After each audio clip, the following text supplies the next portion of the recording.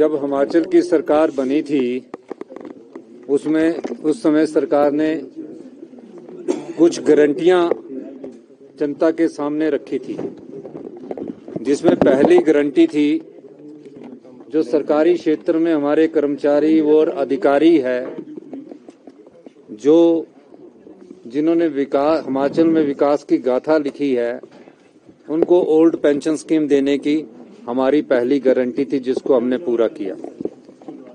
उन 10 गारंटियों में हमारी एक गारंटी युवाओं को रोजगार देने के लिए 680 करोड़ की स्टार्टअप योजना की थी।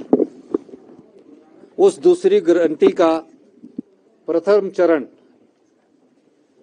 आज हमने शुरुआत की है, 680 करोड़ के प्रथम चरण की स्टार्टअप योजना की।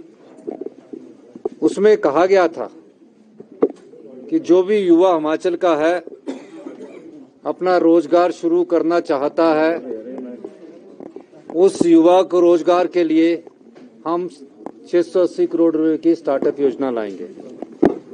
उस योजना को कैसे अमली जामा पहनाना है, उस दृष्टिकोण से हमने सोच विचार किया। और जब हमने बजट प्रस्तुत किया तो हिमाचल की आबो हवा और जलवायु को देखकर हमने ये प्रयास किया कि हरित राज्य के रूप में इस स्टार्टअप योजना की शुरुआत की जाए और कैसे हरित राज्य के रूप में हमारे युवाओं को सम्मिलित किया जाए। इस उद्देश्य से आज ई टैक्सी हरित ऊर्जा के रूप में हिमाचल प्रदेश में विकसित हो और स्टार्टअप योजना के अंतर्गत विकसित हो, हमने ये योजना का आज शुभारंभ किया है। इसके लिए एक पोर्टल बनाया गया है। 1 महीने के अंदर युवा उस पोर्टल में अप्लाई करेंगे। अगर कोई हार्ड कॉपी भी देना चाहता है तो वो डायरेक्टरेट ऑफ ट्रांसपोर्ट में आकर अपनी हार्ड कॉपी दे सकता है। और 20 दिसंबर के बाद जितने भी युवा है जो 23 साल की उम्र पार कर चुके होंगे, उनको इस स्टार्टअप योजना के अंतर्गत जोड़ा जाएगा। और अगर जो टैक्सी है, अगर वो ई टैक्सी लेता है और ई टैक्सी अगर 20 लाख रुपए की आती है तो उस 20 लाख रुपए में स्टार्टअप योजना के तहत हम उन्हें 50% सब्सिडी के तौर पर 10 लाख रुपए की अनुदान देंगे। अब 10 लाख रुपया तो सरकार से मिला, टैक्सी की कीमत रहेगी 10 लाख रुपया। उसको कैसे 10 लाख को वो आने वाले समय में अपने स्वरोजगार से जोड़ेगा और अपने परिवार का पालन पोषण करेगा। उसके लिए भी सरकार ने एक नीति लाई कि जितने भी विभाग हैं उन विभाग में फेज वाइज ई टैक्सी के माध्यम से उन टैक्सियों को जोड़ दिया जाएगा और सरकार की तरफ से उसके पास एक अश्योर्ड इनकम होगी। और जिस रेशो पर वो गाड़ी आई होगी तो उसको 40,000 रुपया या जितना भी उसके हिसाब से काम पैसा बनता होगा, वो उस पैसे को उनको हर महीने सरकार की तरफ से उपलब्ध करवाया जाएगा।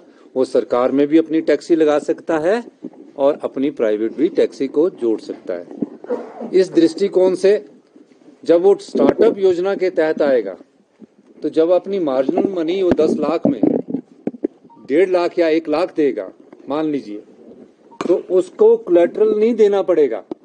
वो जो उसको देना पड़ता है कोलैटरल की अपनी अपना जमीन दो, अपने मकान के कागज दो, वो कुछ नहीं देना पड़ेगा। उसको सीधा ई टैक्सी का परमिट जारी होगा। और जो हमारा लेबर विभाग है वो उनको बैंक से भी फाइनेंस की सुविधा प्रदान करेगा। उस बैंक के लोन की कंडीशंस को हम कम करने जा रहे हैं। इस दृष्टिकोण से जब उनके पास ट्रांसपोर्ट डिपार्टमेंट ई टैक्सी का परमिट जारी कर देगा, वो युवा लेबर विभाग में आएगा, अपनी रजिस्ट्रेशन करवाएगा और बैंक की सुविधा हमारा लेबर विभाग और सब्सिडी की सुविधा हमारा लेबर विभाग उनको उपलब्ध करवाएगा। ये पहले चरण की स्टार्टअप योजना है। दूसरे चरण में हम किस प्रकार हिमाचल हरित राज्य बने, सोलर से संबंधित दूसरी योजना ला रहे हैं, जिसमें निजी जमीन पर जब अपनी निजी जमीन पर अगर कोई 3 बीघे में अपना सोलर पावर प्रोजेक्ट लगा रहा है, उसकी योजना को भी हम मूल रूप दे रहे हैं और जल्दी ही वो स्टार्टअप की 680 करोड़ की दूसरा चरण भी हम यहाँ शुरू करेंगे।